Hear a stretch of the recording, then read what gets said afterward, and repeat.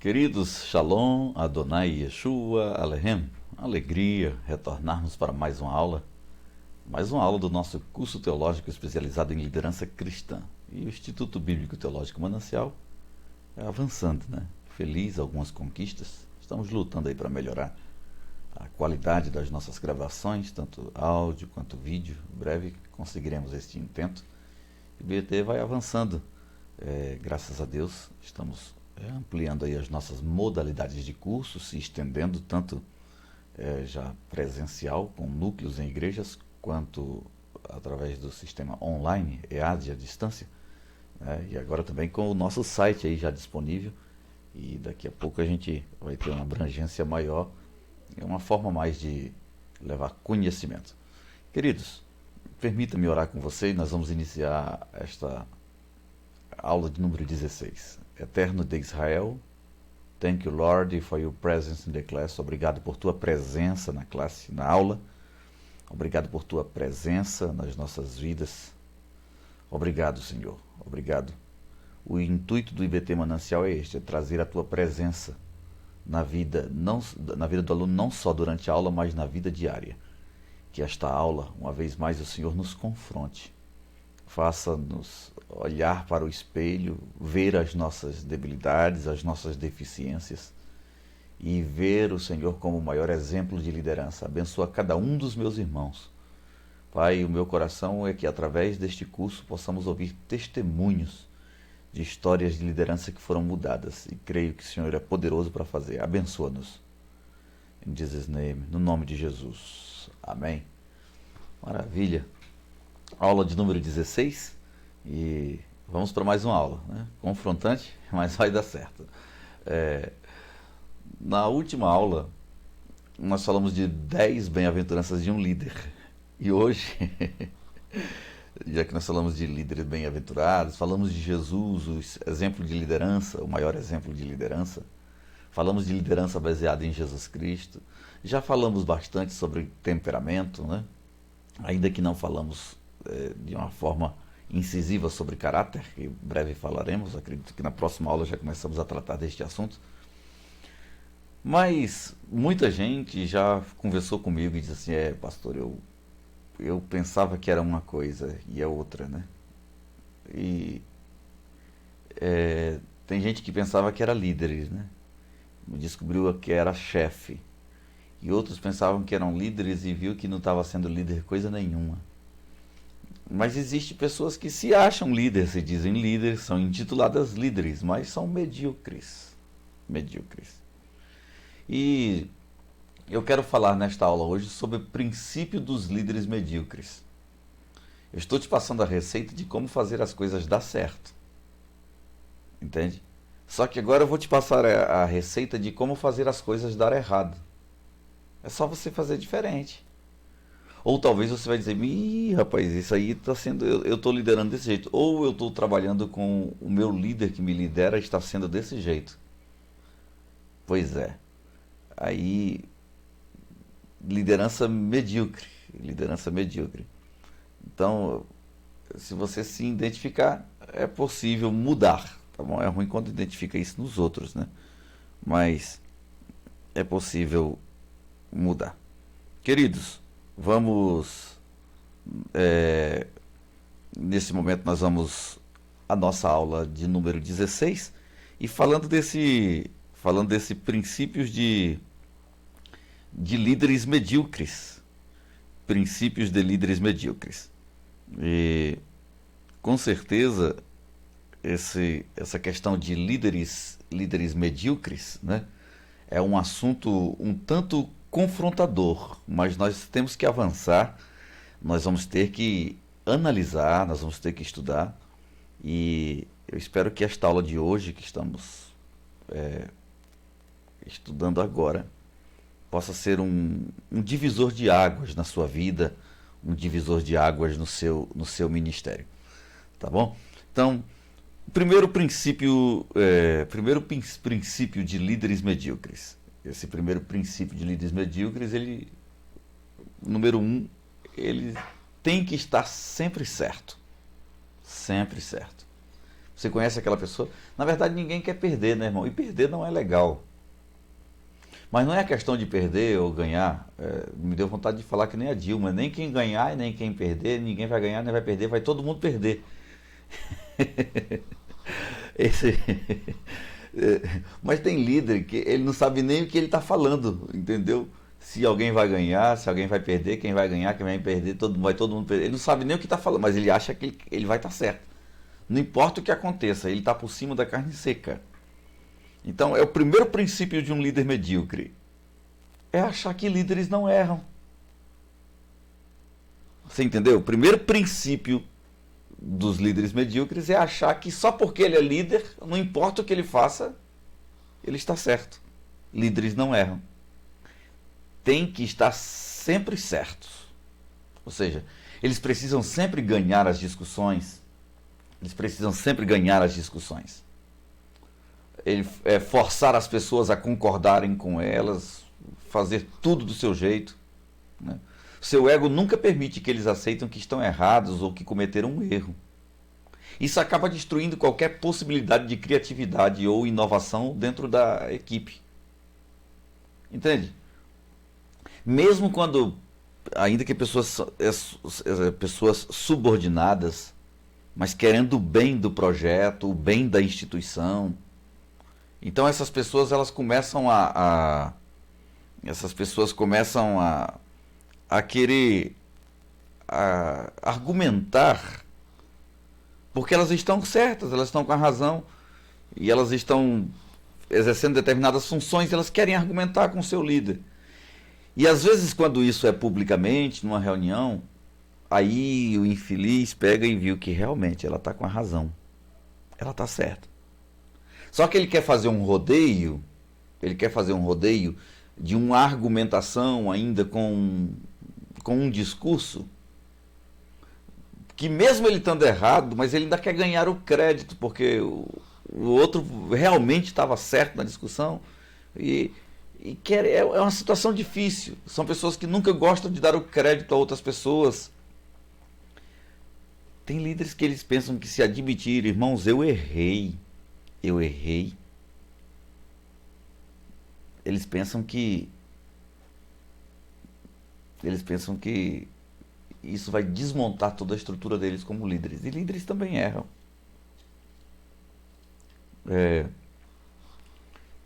Tem um cidadão no Brasil, eu acho que não dá processo não, acho que eu posso falar. Posso falar, porque foi ele mesmo que se publicou, né? Primeiro eu vou falar de um americano, pastor Jim Swaggart. Jim Swaggart é um referencial para quem é obreiro há muito tempo. Entende? Jim Swaggart. Esse pastor Jim Swaggart, para você ter uma ideia, eu vou contar a coisa assim, a história de um jeito que você entenda, simplificando. Ele começou a fazer cruzadas puxando um trailer num carro. E ali era ele com a sua família, viajava. A coisa tomou grande proporção. Ele passou a viajar agora com um comboio de caravanas, de carretas e caminhões. E ele se tornou um grande pregador norte-americano. Em suas cruzadas nunca juntava menos de 10.000 pessoas. Ele tinha um sonho. E o sonho de Jim Swaggart era de ter o seu programa de televisão, ou seja, o culto transmitido todo dia. Era uma cruzada todo dia. Então, digamos, todo dia, 8 da noite, a cruzada na televisão.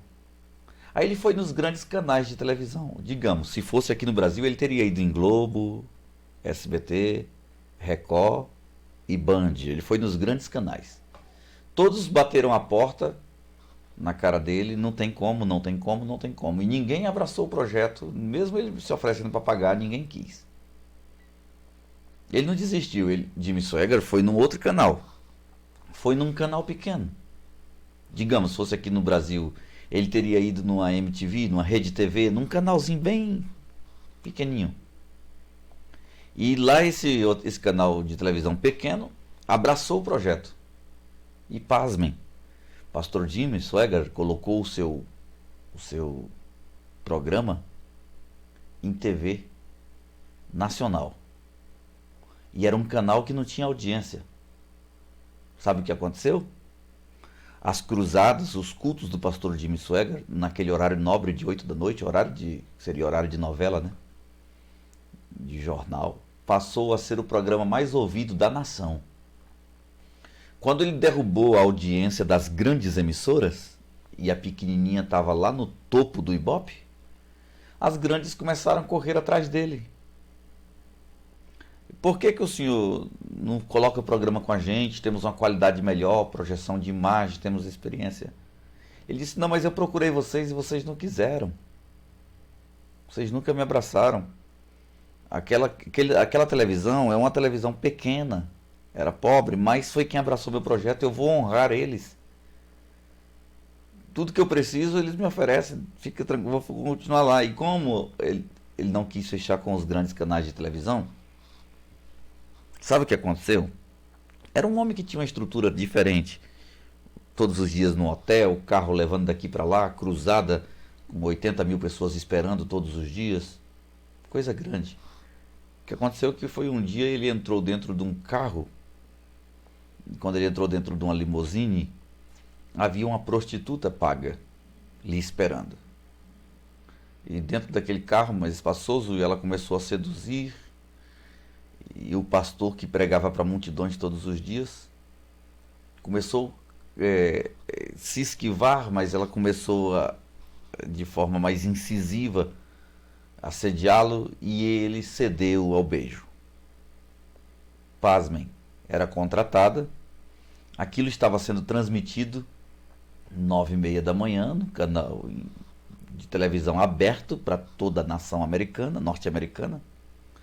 E de repente o repórter diz, bem, as imagens que se seguem não dá para mostrar porque são cenas de sexo explícito. Esse é o grande pregador norte-americano Jimmy Swaggart. E Jimmy Swaggart, ele conta que ele errou sim em ceder aos encantos, aos beijos, mas naquela hora ele lembrou do seu Salvador e ele a repudiou. E a cena foi cortada. Mas isso aí não foi mostrado, né? Só que 9h30 da manhã, a nação americana inteira estava sabendo que pastor Jimmy Swaggart era um adúltero. E aí? O que será que o pastor Jimmy Swaggart faria? Ele tinha uma multidão de 80 mil pessoas lhe esperando naquela noite. 80 mil pessoas esperando para pregar. Será que ele apareceria se a nação inteira sabia que agora ele era um adúltero? Pastor Jimmy Swaggart, ele pediu perdão. Deixa eu ver se eu mostro aqui. Depois você encontra aí também. Jimmy Swaggart pede perdão. Eu vou encontrar um vídeo aqui só para que você tenha uma ideia. A multidão, o ginásio lotado, e ele apareceu. E a sua fala foi mais ou menos assim. Não sei se... Pastores e evangelistas da televisão, vocês que já estão carregando um fardo pesado, quase esmagador, para continuar a contar a grande história do amor de Jesus, eu fiz seu fardo mais pesado e prejudiquei vocês.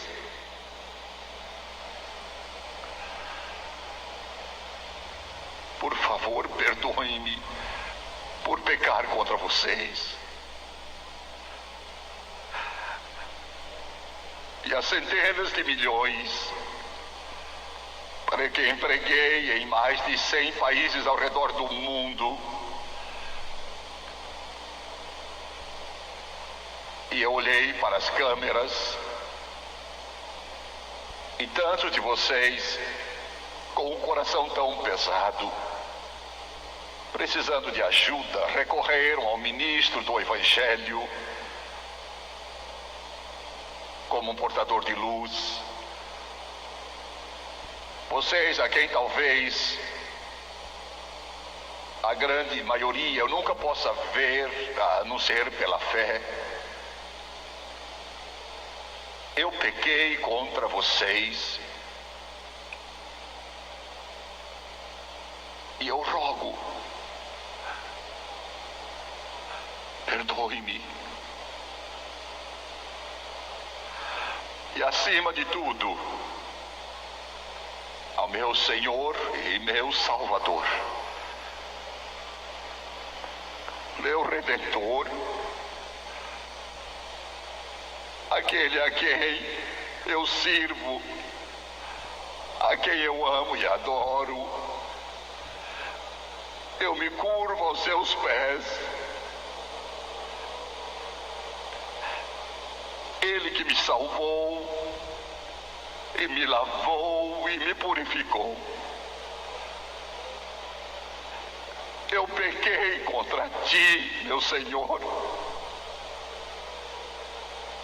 E eu peço que o teu precioso sangue lave e purifique cada mancha,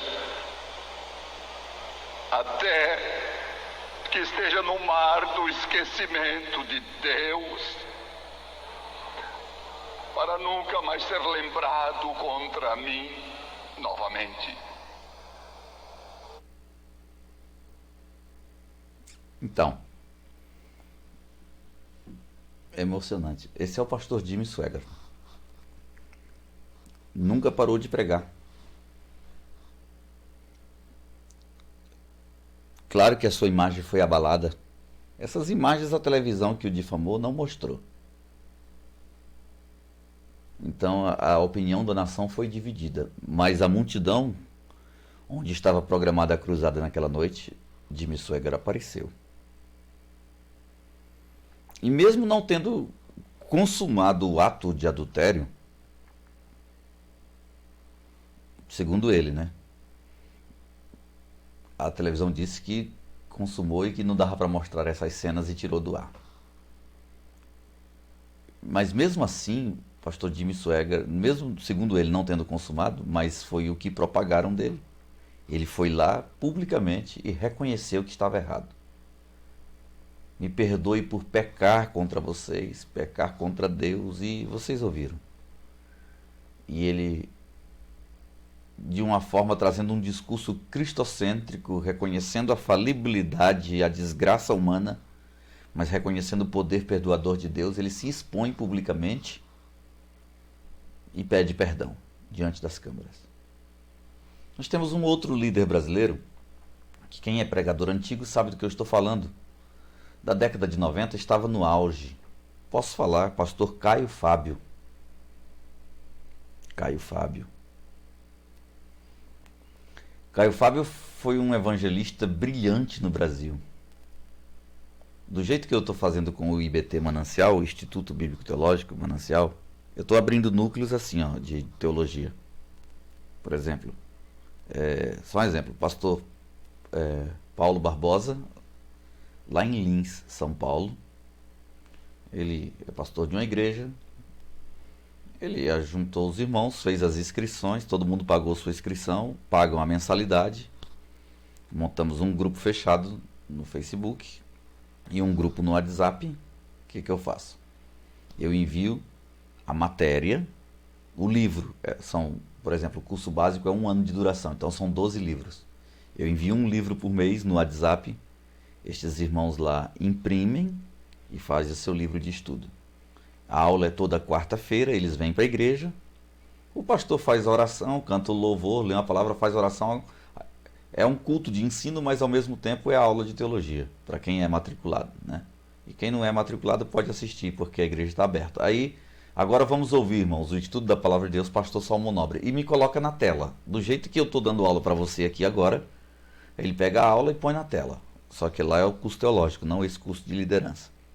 O pastor Caio Fábio, nas décadas de 80 e de 90, ele abriu igreja para todo o Brasil. Ele abriu igreja em todo o Brasil. Ele chegava aí no seu bairro, ele abria uma igreja, Ele só contratava um rapaz e treinava alguém só para abrir e fechar a igreja e para ligar a tela. Então, para recepcionar o povo, ligar a tela e recepcionar o povo. O povo vinha e se assentava e assistia ao culto pela tela. O pastor Caio Fábio ministrava culto a nível de Brasil.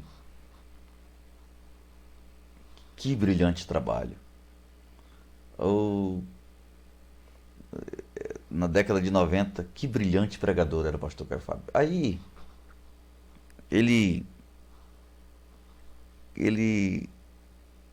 caiu em pecado. E quando a gente fala caiu em pecado, para nós evangélicos, principalmente assembleanos, só é adultério, né? Pecado, como se o adultério fosse o leão dos pecados. Mas foi no que incorreu Caio Fábio, né? E naquela época ele caiu. Na verdade ele era casado, não é que já é ruim, né? Separar para depois contrair um novo casamento. Não foi isso que ele fez. Ele estava num casamento e o negócio emboluou e deu tudo errado e se propagou umas notícias feias. Mas nessa concepção de que líderes não erram, você acredita que o homem conseguiu criar um discurso? Eu não sei se isso ainda está na internet, que eu procurei, eu ia usar isso hoje e não achei. É porque é muitos vídeos dele, mas é provável que tenha. Ele dando uma entrevista, como um programa assim de televisão, como se fosse um Jô Soares, algo assim, ele dando uma entrevista. Estão falando que o senhor caiu, ele diz, não, eu caí quando me aplaudiam. Eu caí quando me chamavam de homem de Deus. Eu estava caído quando vocês batiam palma e diziam, esse é um exemplo de liderança. Então aí eu estava caído, vocês estavam me derrubando. Agora não. Eu tirei a máscara, não vou ficar mais pecando escondido, né? Já assumi meu novo relacionamento. Estou vivendo a minha vida feliz. Pense o que vocês quiserem. Estou feliz com minha nova esposa. Caído eu estava naquela época, agora é que eu estou de pé. Entende? Não há aquele senso de de culpa para dizer assim, não sigam o meu exemplo. Não. Eu só estou querendo mostrar para vocês dois líderes. Estou falando de Jimmy Swaggart e Caio Fábio. A diferença em reconhecer erros. Tem líderes que acham que só porque são líderes não erram. Então, mesmo quando erram, querem fazer um discurso para tapear e dizer que não errou. Errado eu estava antes, entende? Antes de cair em adultério, aí eu estava errado. Quando vocês me viam como homem de Deus e me propagavam como um líder perfeito, aí eu estava errado, caído. Agora não. Agora eu deslizei mesmo, reconheço meu erro, estou feliz, estou de pé. Entende? Princípio de líderes, dos líderes medíocres, o número 1, eles sempre acham que estão certos. E mesmo quando errarem, eles vão tentar mudar um discurso para justificarem os seus erros. Tá? Segundo princípio dos líderes medíocres, perdem a calma por qualquer coisa. Perdem a calma por qualquer coisa. A maioria dos chefes, porque isso não é liderança, isso é chefia, isso não é líder, isso é chefe. A maioria dos chefes medíocres usará a sua raiva e temperamento explosivo para controlar ou intimidar os outros. Controlar ou intimidar os outros. Você já viu alguém falando assim, não, eu tenho que ir lá porque prestação de conta, porque senão fulano fica, mas referindo-se à igreja. Eu sei que tem que ter prestação de conta e que as pessoas precisam ser pontuais, precisam cumprir com as suas responsabilidades, mas tem gente que não vai no dia por causa do senso de responsabilidade, vai no dia com medo da reação. Por exemplo, é o secretário, se eu não prestar conta com o secretário, ele explode. É o tesoureiro, se eu não prestar conta com o tesoureiro, ele explode. Entende? Não é aquele... Eu sei que tem que prestar conta, mas não é assim, hoje eu vou prestar conta porque hoje é o dia de eu prestar conta com o secretário. Eu vou prestar conta porque hoje é o dia de eu prestar conta com o tesoureiro. Eu vou aparecer porque hoje é a reunião com o pastor presidente. Não, ele não tem esse senso. É tipo assim, eu vou porque se eu não for o secretário explode. Eu vou porque se eu não for o tesoureiro explode. Eu vou porque se eu não for o pastor presidente explode. Então não é o senso de fazer a coisa certa, e sim o medo que eles têm é da reação do líder, porque são líderes medíocres que perdem a calma por qualquer coisa. Você lembra de Saul? Irmão, Samuel fez de tudo por Saul. O primeiro livro do profeta Samuel, o capítulo 16, versículo 1 e 2, está dizendo assim: porém disse o Senhor a Samuel, até quando tu terás dó, ou seja, terás pena de Saul, havendo eu rejeitado? Levanta, enche o teu chifre de azeite e vem, e eu enviar-te-ei à casa de Jessé, o belemita, porque dentre os seus filhos eu me provi de um rei. Samuel fez de tudo para manter Saul de pé, mas morto não fica em pé, irmão. Saul já tinha morrido espiritualmente. Secretamente, Samuel foi lá e consagrou Davi como rei. E Davi já era consagrado, já sabia de sua missão, mas não era rei, era consagrado a rei. Continuou pastoreando ovelhas. Guerra dos filisteus. Os irmãos de Davi, Eliabe, Abinadab, Samar, tudo grande, né? Foram tudo para a guerra. E os dias se passam, até que o pai mandou preparar umas comidas e disse: vai levar refeição para os teus irmãos lá no acampamento dos soldados de Israel. E Davi foi. Você conhece bem a história, deixa eu ganhar tempo. Davi mata Golias. Davi foi ovacionado. E as sequências de vitórias na vida de Davi começam a surgir. E quando as mulheres na cidade cantam assim, em uma ocasião, as mulheres na cidade cantam assim, ó: Saul matou seus milhares, mas Davi matou 10 milhares. Milhares a Saul, 10 milhares a Davi. Davi não fez, era o povo que estava cantando, as mulheres cantando. A raiva de Saul ferveu tanto. Acredite. Ele começou a perseguir Saul como um cão em uma ocasião lá. Passou a perseguir como um cão. E Davi fugindo. E houve uma ocasião que ele se estourou tanto, Saul perdeu a calma. Ele mandou matar os sacerdotes.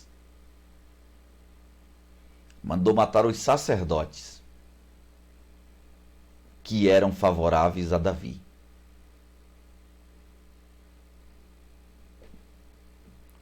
Então dá para ver que aí já só ficou os sacerdotes que eram corrompidos, né? Quem não foi, quem era a favor de Saul viveu, quem era contra Saul, quem era a favor de Davi morreu. Pois é. Mas são pessoas que perdem a calma, e quando perdem a calma por qualquer coisa, eles têm um temperamento explosivo, e eles usam esse temperamento explosivo, a sua raiva, para controlar ou para intimidar as outras pessoas. Entende? Eu me lembro uma vez, eu posso falar isso aqui abertamente, porque os dois já morreram. Pastor Oscar Antunes, homem que me dá saudade. Orei muito a Deus, dizendo: eu só queria a cabeça do pastor Oscar Antunes. Cabeça que tinha Bíblia. Pastor Oscar Antunes, só para você ter uma ideia, ele presidia uma igreja que foi presidida pelo pastor Bernardo Johnson. Quem é crente antigo e pregador sabe de quem eu estou falando. Na verdade é assim, em 1945, Daniel Berg trouxe 2 amigos dele, lá da Suécia. E veio Gustavo Bergsten e Alvin Bergsten. E esses 2 Bergsten vieram e abriram campo em Minas Gerais, cidade de Divinópolis.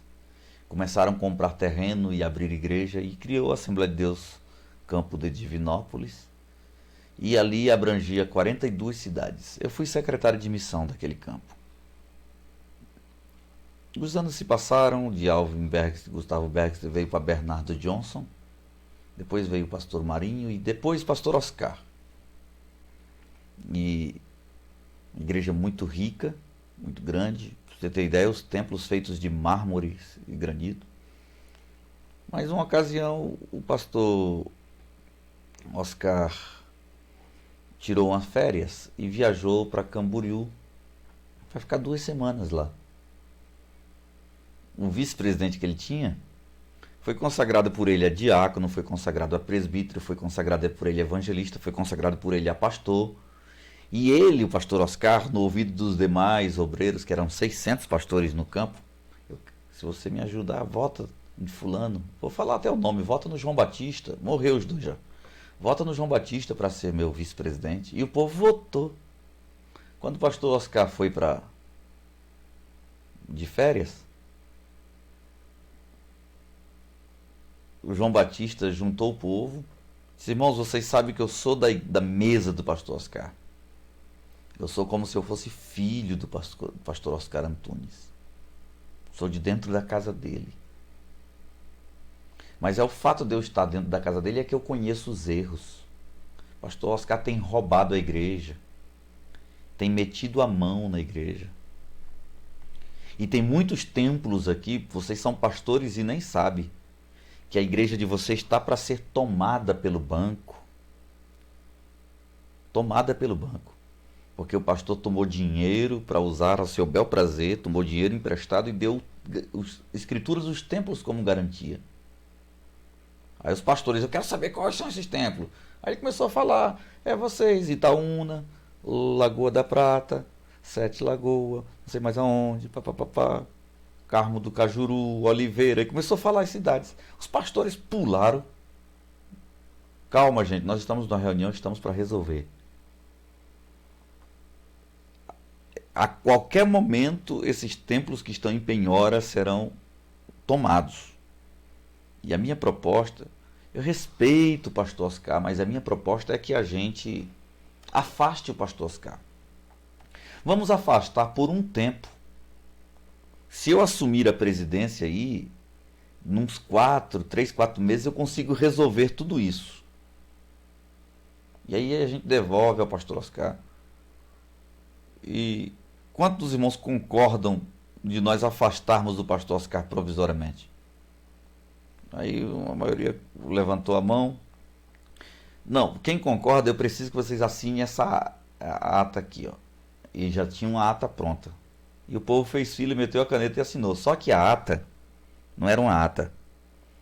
Era uma liminar, um pedido de urgência, sendo encaminhado ao Ministério Público de Minas Gerais, pedindo o afastamento do pastor Oscar, dizendo que o clero, a liderança da igreja, não queria mais o pastor Oscar Antunes como presidente. Tá? Não queria mais o pastor Oscar Antunes como presidente.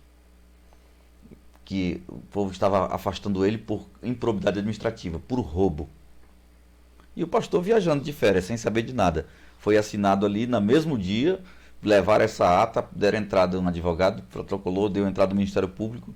Quando o pastor Oscar Antunes voltou de viagem, já não era mais o presidente da igreja.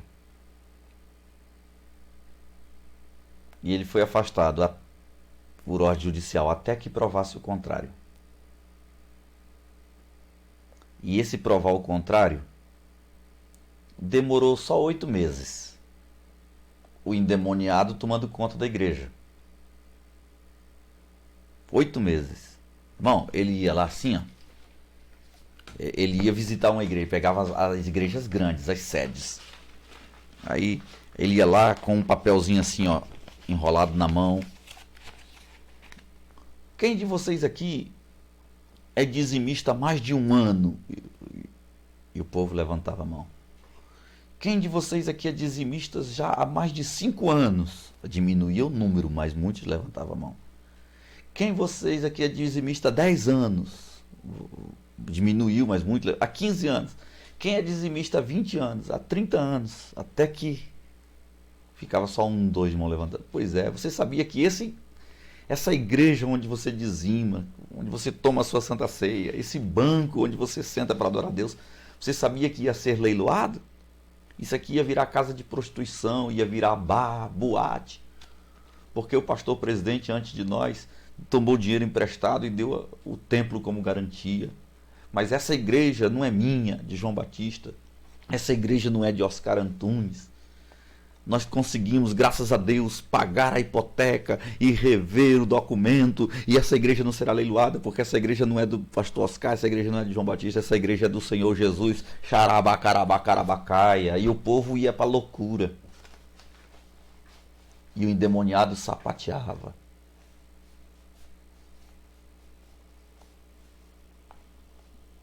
Eu me emociono quando falo isso, porque eu participei dessa história de perto. Eu apanhei lá. E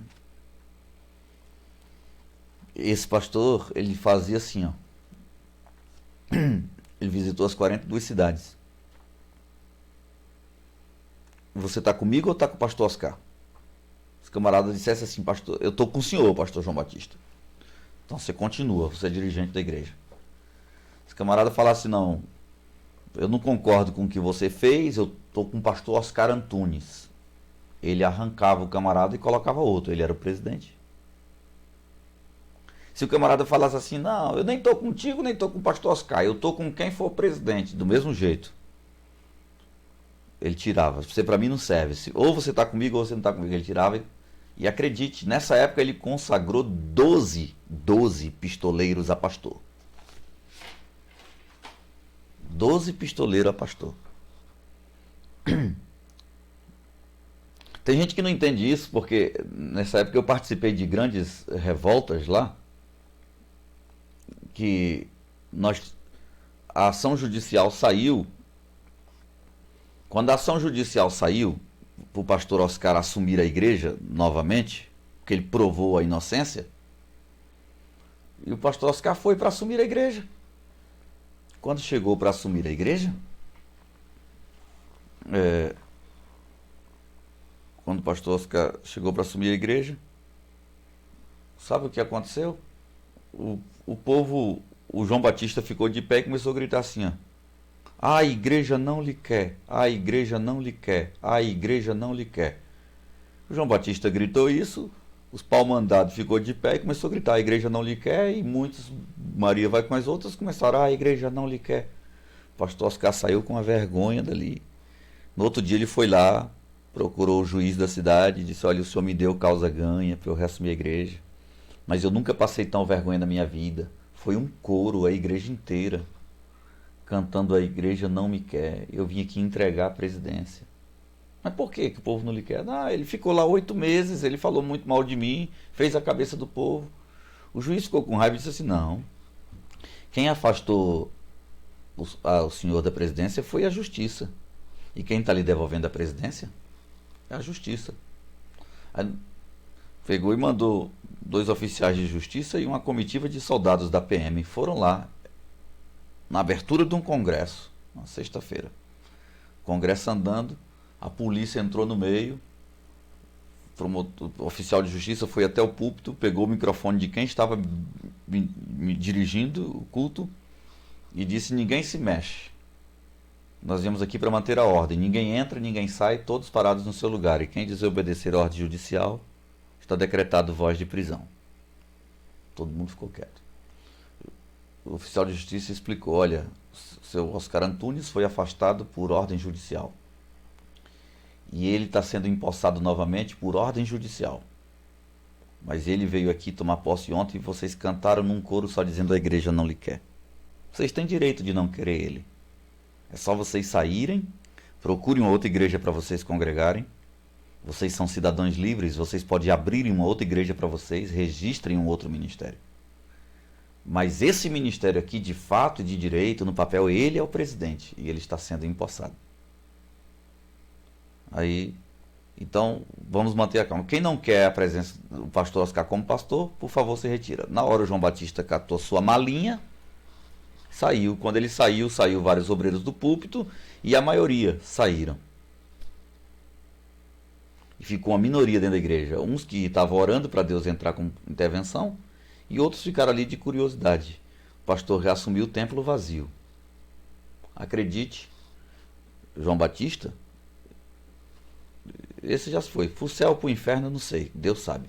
Mas naquela noite ele foi lá para fez uma reunião para matarem o pastor no púlpito no dia seguinte. E era uma catedral muito grande. O casal, né? O casal que eles, eu até tenho eles no meu Facebook, são meus amigos, o casal que foi combinado para apagarem as luzes da igreja, porque havia duas centrais de energia, duas centrais de disjuntor, uma dentro da igreja e outra na escadaria. Quem vai apagar a luz da igreja? Na hora que eu der o sinal. E quando eu der o sinal, a luz da igreja se apaga. E aí vocês, era para matar o pastor de porrada no púlpito. O culto começou, tudo sendo filmado, porque esse casal saiu naquela madrugada, não conseguiu dormir, e o marido e a mulher tomaram uma decisão. O que nós estamos fazendo é errado, isso é demônio. Matar o pastor no púlpito. Ele podia estar errado como for, mas matar no púlpito. Foram lá e conversaram: pastor, estão tramando com o senhor assim, assim, vão fazer assim, assim hoje na igreja. O pastor procurou o advogado, que teve acesso a juiz, a promotor, ao comando da polícia. Todas as salas, era uma igreja muito linda, cheia de salas ao redor do plenário do auditório da igreja. Aquelas salas todas estavam cheias de policiais, mas não havia nenhuma viatura da polícia. O infeliz chegou e sentou, não veio para o púlpito não, sentou embaixo e ficou de braço cruzado. E no meio do culto, a câmera mostra, ele levanta, vai lá fora, desce as escadas, depois ele sobe, conversa com um, conversa com o outro. Mas aí ele pega e bate palma assim, ó, 2 vezes. Não, primeiro ele sentou e falou com um assim no ouvido. Esse um levantou, começou a falar no ouvido do outro, e começaram, e todo mundo começou a levantar-se, como se estivesse espalhando uma notícia rápida. Quando estava todo mundo alvoroçado, ele fez assim, ó. Quando ele fez assim, a luz se apagou. Quando a luz se apagou, que já estavam combinados, o casal apagou a luz do jeito que foi combinado. Quando a luz se apagou, aí já tinha um grupo de pessoas preparadas para abraçar e proteger o velhinho, o pastor presidente. Mas esse povo levou muita porrada na costa, mas foi fração de segundos, porque o casal que apagou a luz, eles mesmos acenderam novamente. Quando acenderam novamente, a igreja estava marrom de polícia dentro. Coisa feia, spray de pimenta, cacetete, bala de borracha. E no outro dia, foi para a capa do jornal O Estado de Minas.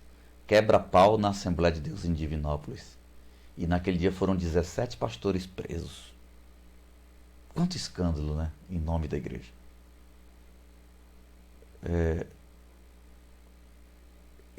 E quando nós fomos reassumir as igrejas, só dentro de Divinópolis havia 14 igrejas. Essa conseguimos reassumir. Mas as 42 cidades, quando chegava lá, o infeliz já estava lá. Ele dizia: não, esse juiz que assinou isso aí é de Divinópolis, aqui é outra comarca. O ministério era em 42 cidades. Realmente, o policial dizia: não dá para tomar posse aqui não. Virava aquele alvoroço.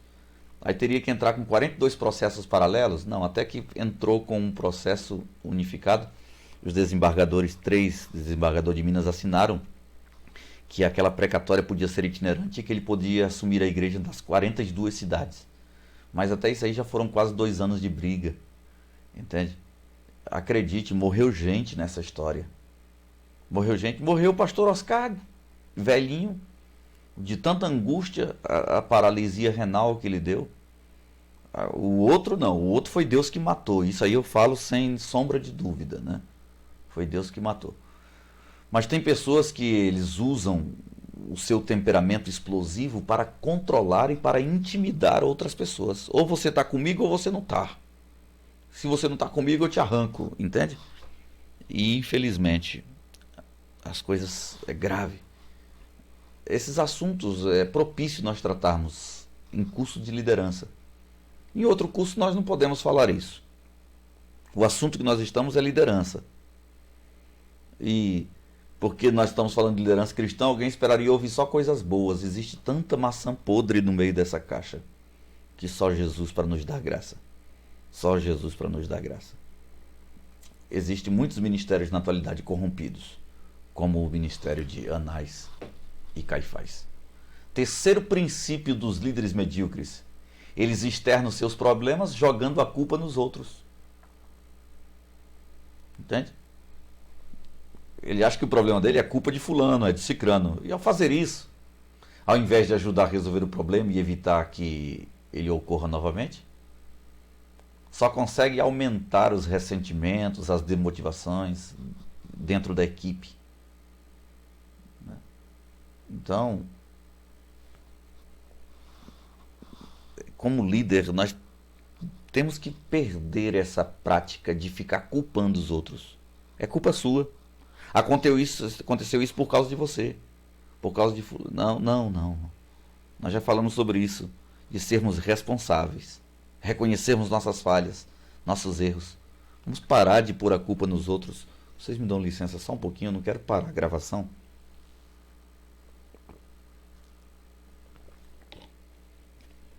Então, queridos, externa os seus problemas jogando a culpa nos outros. Isso é coisa de líder medíocre. Você não, você está sendo tarimbado, treinado para exercer uma grande liderança. Quarto princípio dos líderes medíocres: tem pouca tolerância e nenhuma paciência. Eles tendem a desrespeitar, a diminuir a sua equipe, se tornam bastante desagradável e também, tornam o ambiente bastante desagradável.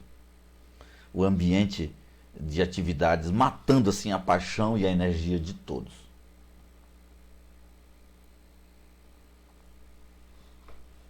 No primeiro princípio de líderes medíocres, eu falei sobre líderes que nunca reconhecem que estão errados, até porque eles acham que porque ser líder não erram, né?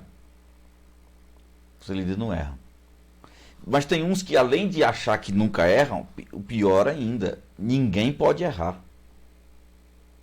Bom, quem nasceu sabendo? Eu não estou dizendo para você que eu sou um grande pregador, não, Deus me livre. Vontade eu tenho.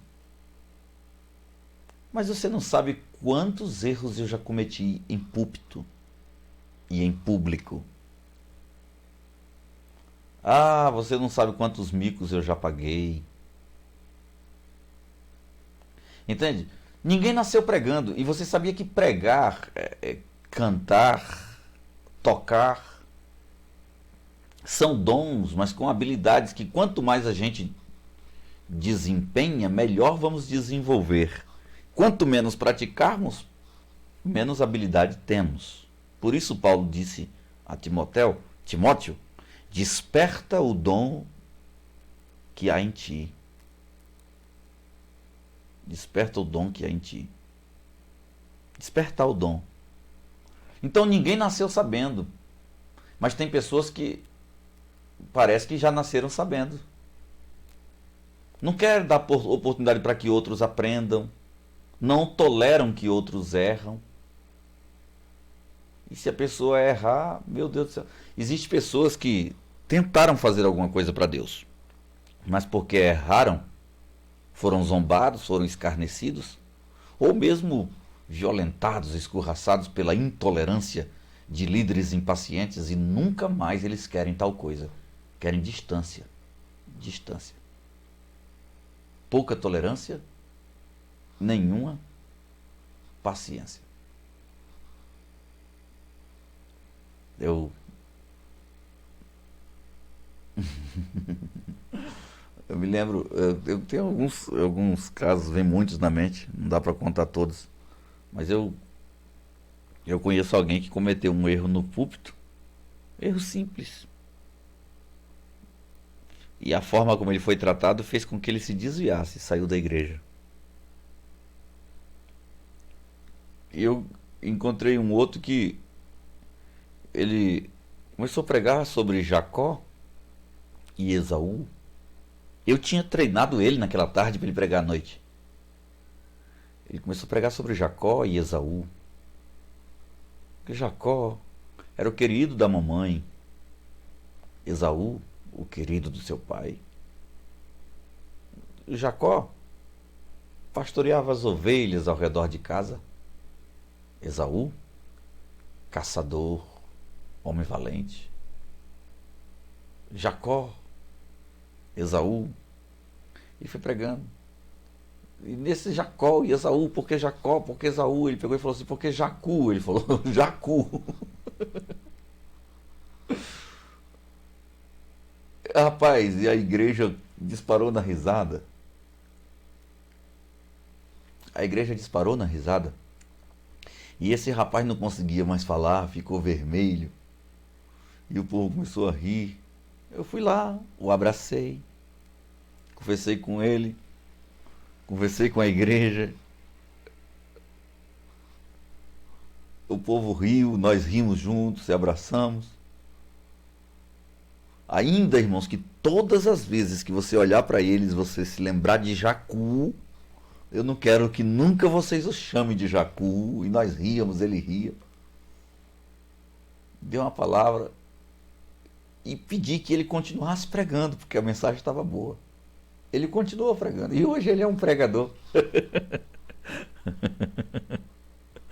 Ele é pregador hoje.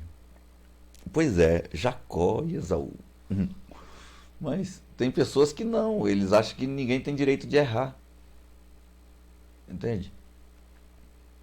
Eu já vi pessoas falarem uma coisa assim e o pastor chamar a atenção em cima da lata, no mesmo ato, publicamente. Ninguém nasceu sabendo. Precisamos ter tolerância e paciência. Tá bom? Pois o quarto princípio de líderes medíocres é ter pouca tolerância e nenhuma paciência. O quinto princípio de líderes medíocres tem sérios problemas para controlar-se. A maioria dos líderes medíocres, eles têm que estar permanentemente no controle. Eles sentem-se perdidos ou desconfortáveis quando algum outro está no comando. Eles acreditam que têm todas as respostas e acham que sempre devem ter a resposta certa. Entende? Então, eles têm dificuldade de controlar a si mesmo, mas ao mesmo tempo eles querem estar no controle de tudo. E sentem-se perdidos ou desconfortáveis quando algum outro está no comando. Eles não suportam ser comandados. Eles querem comandar, apesar de não ter capacidade para isso. Não conseguem controlar nem a si mesmo, mas querem controlar os outros. Meu Deus. Sexto princípio de líderes medíocres. Tem medo de delegar. Aí, ó, diminuindo as pessoas. Líderes medíocres. A maioria das vezes não delegam porque eles acham que todo mundo é pequeno, não tem capacidade para isso. Não, colocar fulano não dá conta. E colocar fulano vai acabar o grupo. O bom só é ele, sabe? Ele é o rei da cocada preta. Qualquer um outro que colocar vai dar errado, porque é assim que ele vê as pessoas.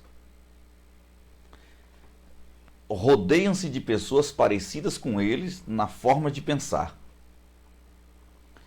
E eles querem se cercar de pessoas que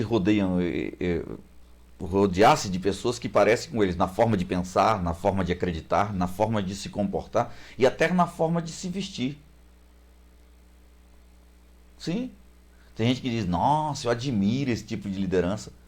Aí você ouve a televisão de madrugada, se você não olhar e você só ouvir pensando que é um rádio, sai um e entra outro e você pensa que é o mesmo, porque todos falam igual. Meu amigo, minha amiga, você não pode perder nessa sexta-feira.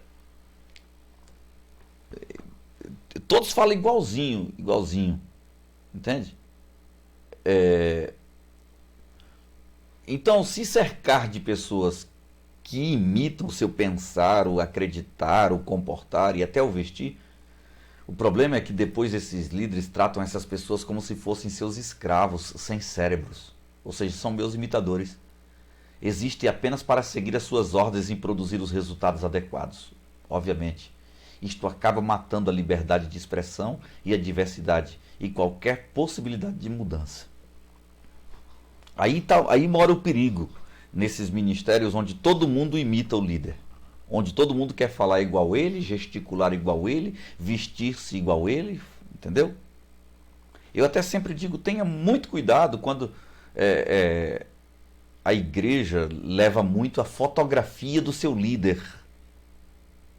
Eu sei que nós precisamos honrar nossa liderança, entende? Mas existem ministérios que a fotografia do fundador já está na placa. O nome está na placa. Ou seja, é impossível desassociar o ministério daquele fundador. Entende? Então, as pessoas não têm liberdade de expressão, não. Diversidade e qualquer possibilidade de mudança, inovação para o bem do projeto, não. Porque só tem uma cabeça pensante. Então eles têm dificuldade de delegar, têm medo de delegar. Vou lhe mostrar aqui, acho que eu falei até disso na aula passada, barreiras à delegação do poder. Por que eles não delegam poder? Primeiro, desejo de segurança e status. O único líder verdadeiro é aquele que se reproduz. Entende? O único líder verdadeiro é aquele que se reproduz. Mas o desejo de segurança e de status, ou seja, segurança que eu digo, ele não quer ficar nunca inseguro, perder o posto. E o status, não, ninguém pode brilhar mais do que ele. Então ele acha que se ele delegar muita autoridade, o povo vai começar a ver ele como líder, outro como líder, vai começar a ver outro, né, se despontando, brilhando, e ele vai perder um pouco o foco, e como ele gosta muito de aparecer. Então, é a primeira resistência, barreira para a delegação de poder. São líderes egocêntricos, né? Nunca querem estar inseguros ou perder status. Eles acham que se delegar alguma coisa para os outros, poder aos outros, eles vão estar perdendo. Outros é porque tem resistência à mudança. Não, se eu colocar outro, já não vai mais fazer do jeito que eu penso. Então, ele não aceitaria nunca mudanças, né? Outro é a falta de autoestima. Eles não querem demonstrar, mas é falta de autoestima. Medo. Ele podendo entender que Deus colocou ele para liderar um rebanho, que o cajado está na mão dele. Mas ele pensa que Deus não está no controle, que outro vai tomar o seu lugar. Falta de autoestima. Só os líderes seguros são capazes de doar. Tá? Doe. Ajude. Promova. Delegue poder. As melhores coisas acontecem somente quando você dá a fama. Quando você dá a fama aos outros. O sétimo princípio dos líderes medíocres, eles não têm propósito maior na vida. Não tem propósito maior na vida. Pardais. Se você olha, é lindos. Jesus até falou dos pardais que não plantam, não colhem, não juntam em celeiro, mas o Pai Celeste os alimentam. Vocês não valem mais do que muitos pardais? Jesus falou isso. Entende? Jesus estava falando de um bichinho frágil, que não faz nada. Não planta, não semeia, não colhe, não amontoa em celeiro, mas nem assim passa fome, porque o Pai cuida. E você vale mais do que muitos pardais. Mas falando de liderança, nós não podemos ser pardais, nós temos que ser águia. Pardais que escondem na tempestade. As águias sobem acima das nuvens. Não sei se você já teve a oportunidade de decolar num avião num tempo de chuva. A gente sai do aeroporto no tempo de chuva, no tempo de frio, tudo nublado, molhado, mas o avião vai. Quando ele ultrapassa as nuvens, lá em cima o sol está brilhando. Pois é, assim fazem as águias. Tempestade, elas sobem acima das nuvens. Sobe acima das nuvens, assim fazem as águias. Mas como eu digo assim, não tem um projeto maior na vida, são pardais. Eu sei que o sol, a Bíblia fala que o sol nasce para todos, nasce para o justo e nasce para o ímpio. A chuva rega a terra tanto para o justo quanto para o ímpio, apesar que em alguns casos, né? Tem uns irmãos menonitas lá no Paraguai.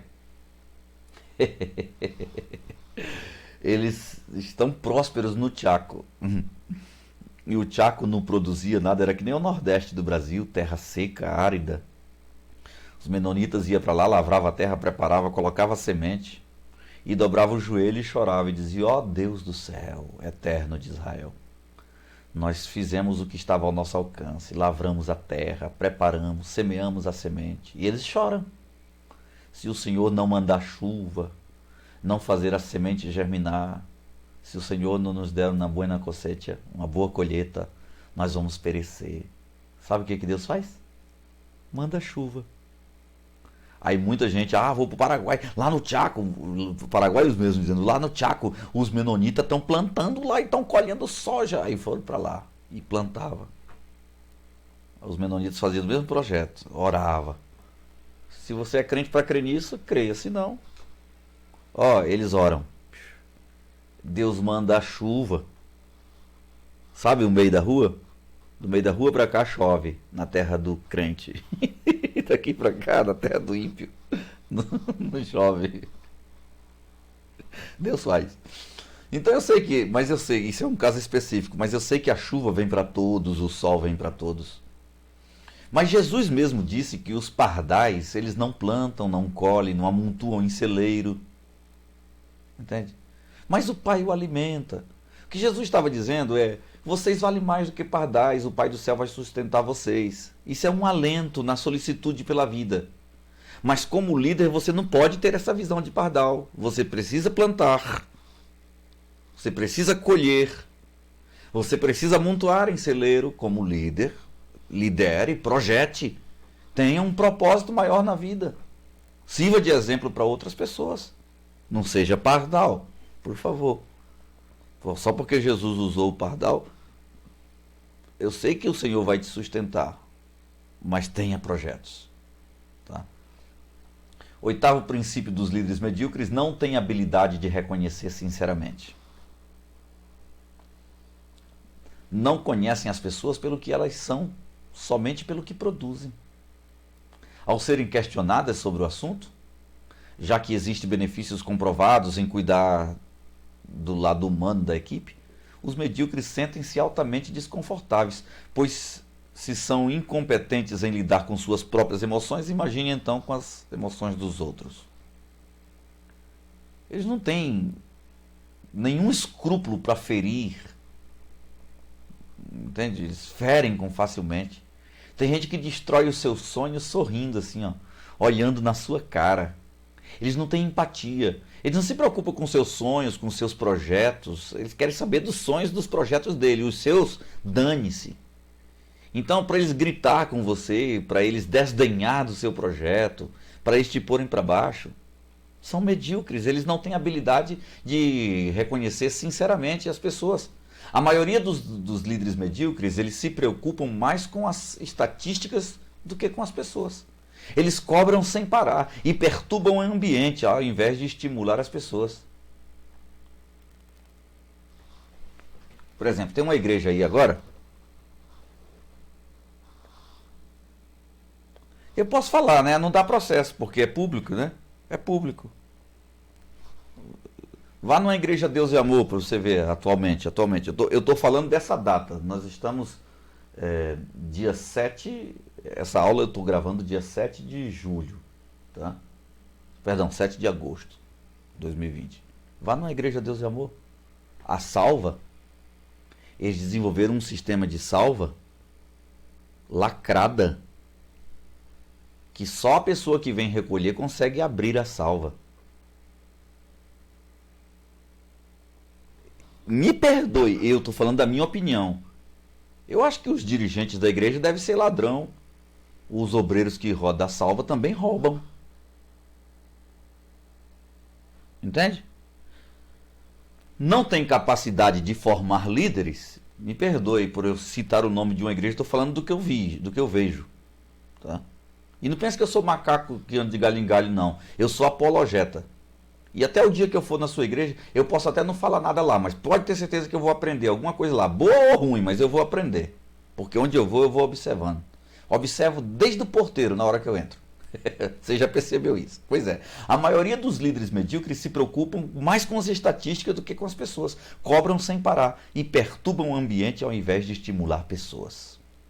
Deixa eu ganhar tempo, vamos para frente.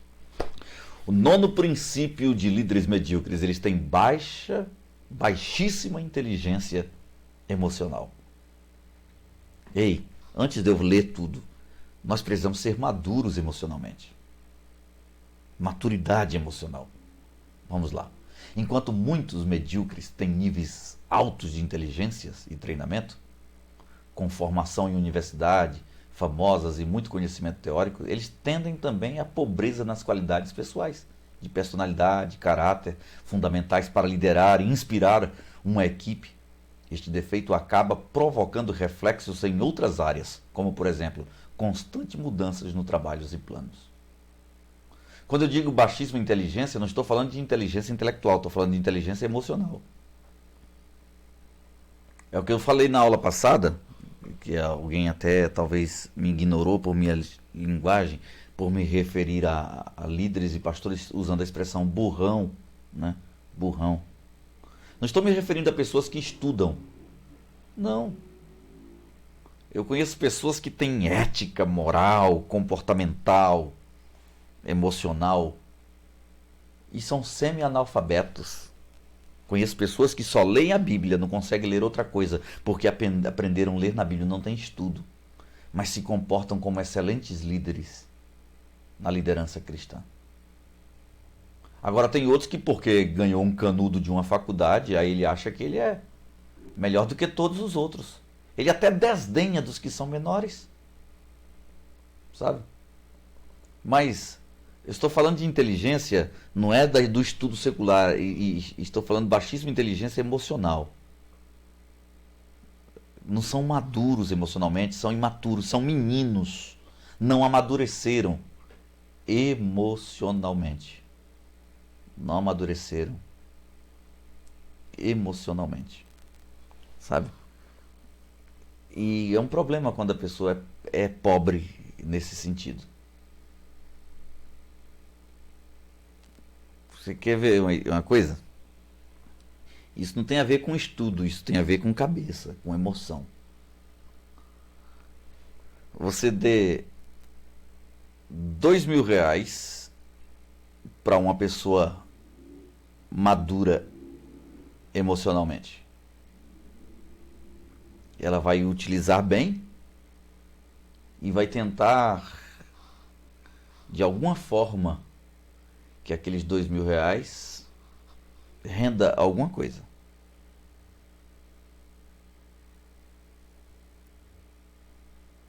Mas dê R$2.000 na mão de um pobre emocionalmente, falto de inteligência emocional.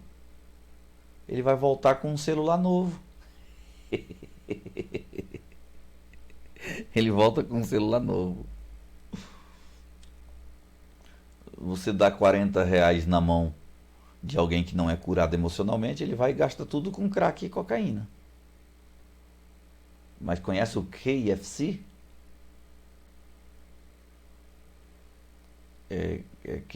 Kentucky Fried Chicken? É KFC, né? KFC, fala em português. Pois é. Começou com 40 dólares. Fritou um balde de frango. Colocou aqueles frangos, os pedaços fritos dentro de um balde, cobriu com um pano. Chegava na casa dos amigos na hora do almoço. Tindom, tocava a campainha. Quando a pessoa ia abrir, aí ele tirava o pano. Nossa, que cheiro! É o frango que eu fritei. Tá na hora do almoço. Eu tô vendendo. Fica aí com 2, 3 pedaços de frango pro almoço. Ai, meu Deus. Tô vendendo. Pessoa, nossa, já levava pro almoço. Nossa, que frango gostoso. Cresceu, tá no mundo inteiro hoje o KFC. É o rei do frango frito, né? Rei do frango frito. Precisamos amadurecer emocionalmente. Porque se nós não amadurecermos emocionalmente, esse defeito ele acaba provocando reflexos em outras áreas. tá? E trazendo às vezes até constantes mudanças nos planos, nos trabalhos, porque nada é maduro, tudo é irracional. Nós precisamos assumir as nossas emoções. Inteligência emocional. O 10º princípio de líderes medíocres.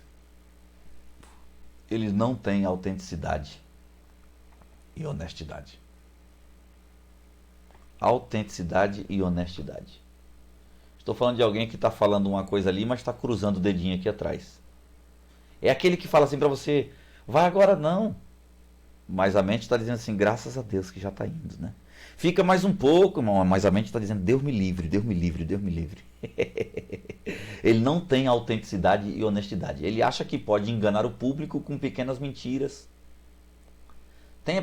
Irmão, tem a pequena mentira, tem as meias verdades, tem as falsas promessas. Esquecendo-se com estes pequenos detalhes, na verdade, estão cavando a sua própria ruína. Não pense que ninguém consegue enganar por muito tempo. Então atente para isso. Achar que pode enganar o público com pequenas mentiras, meias verdades, falsas promessas, esquecendo-se que com estes pequenos detalhes, na verdade, estão cavando sua própria ruína. É o 10º princípio dos líderes medíocres. Eles não têm autenticidade, não são originais, não têm honestidade. Têm uma dificuldade de ser transparente. Uma dificuldade de ser transparente. Tá? Só para você ter uma ideia. Igreja, ela é instituição filantrópica, né? Ela é sem fins lucrativos. E ela não paga imposto para o governo. Mas quando colocaram, mesmo o governo não pegando imposto, mas agora a igreja precisa prestar conta. A igreja tem que ter um contador? Tem. A igreja tem que ter contabilidade. A igreja tem que declarar suas entradas e suas saídas. Mas vai falar com muitos eles da diz que isso é diabólico, isso é do diabo porque querem controlar a igreja. Eu digo que é diabólico quando querem controlar a igreja espiritual, o corpo místico de Cristo, a igreja como organismo, mas como organização, a igreja existe como empresa. Nós já temos aí que expressão eu posso usar? Uma grande vantagem de não pagarmos impostos. Mas tem gente que tem dificuldade de ser transparente. Se você é líder de igreja pequena, talvez você não tenha essa experiência e você acha que não tem essas condições. Procure um contador, sente com ele, converse com ele meia hora e diga, não, eu não tenho experiência. Contador é para isso, eu não tenho experiência. Mas eu quero que minha igreja corra tudo certinho, que minha igreja seja legalizada perante a lei. Você vai ver que não é difícil. Não é difícil você ter tudo legalizado e a sua igreja declarar suas entradas, as suas saídas. Mas tem gente que tem dificuldade de ser transparente. Queridos, Deus te abençoe grandemente, no nome de Jesus. Nunca esqueça disso aqui. As pessoas podem até esquecer-se de algo que você tenha feito ou dito. Você pode falar ou fazer alguma coisa e as pessoas esquecerem. Mas nunca elas vão esquecer de quem você é. De como é que você as tratou. O mundo é pequeno. Trate-as bem. Trate bem as pessoas.